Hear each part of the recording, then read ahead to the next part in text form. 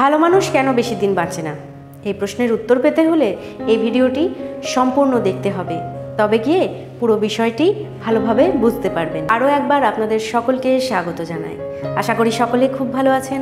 লক্ষ জনম পর শ্রেষ্ঠ মানব জনম প্রদান করে সৃষ্টিকর্তা আমাদের সকলকে পৃথিবীতে পাঠিয়েছেন।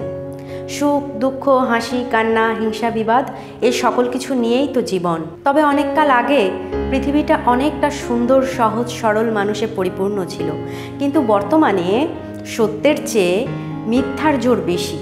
জ্ঞানী মানুষের জ্ঞান মূর্খের কাছে গিয়ে থেমে যায়। পাপী মানুষ সুখে থাকে এবং পুণ্যাত্মা কষ্ট পায়।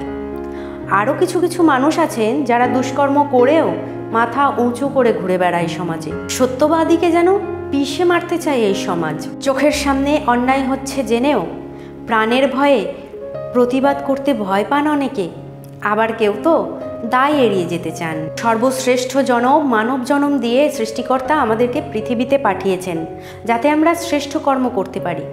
কিন্তু আজকালের পরিস্থিতি দেখে সত্যিই কি আমরা নিজেদেরকে শ্রেষ্ঠ বলে দাবি করতে পারি? যখন আমাদের চোখের সামনে কাউকে অন্যায় করতে দেখি আর পরিস্থিতির শিকার হয়ে তাকে থামাতে না পারি অথবা প্রতিবাদও করতে না পারি, তখন খুব রাগ হয়। ইচ্ছা করে আমার হাতে যদি ক্ষমতা থাকতো তাকে উচিত শিক্ষা দিতাম। তাহলে একবার ভাবুন তো, কাউকে অন্যায় করতে দেখে যখন প্রতিবাদ করেও কোনো লাভ হয় না অথবা অপরাধীকে কোনো শাস্তিই দিতে পারি না, তখন আমাদের কি ভীষণ রাগ হয়। তাহলে ভাবুন সৃষ্টিকর্তার কতখানি রাগ হতে পারে, যে শ্রেষ্ঠ মানবজাতিকে শ্রেষ্ঠ কর্ম করার জন্য তিনি পৃথিবীতে পাঠিয়েছিলেন। সেই মানবজাতিই আজ নিজের ক্ষমতার অপব্যবহার করে দিনের পর দিন একের পর এক অন্যায় করে চলেছে। আর বেশিরভাগ মানুষের মধ্যে তো অনুশোচনা বোধটুকুনিও নেই। তবে এই সমাজে শুধু খারাপ মানুষই আছে এমনটা কিন্তু নয়, অনেক ভালো মানুষও আছেন যারা সর্বদাই সৎকর্মে নিজেদেরকে এগিয়ে দেন এবং সমাজের উপকার করেন, মানুষেরও উপকার করেন, কিন্তু তার সংখ্যায় অতি সীমিত। আর এই ভালো মানুষগুলো আছেন বলেই হয়তো পৃথিবীটা এখনও টিকে রয়েছে।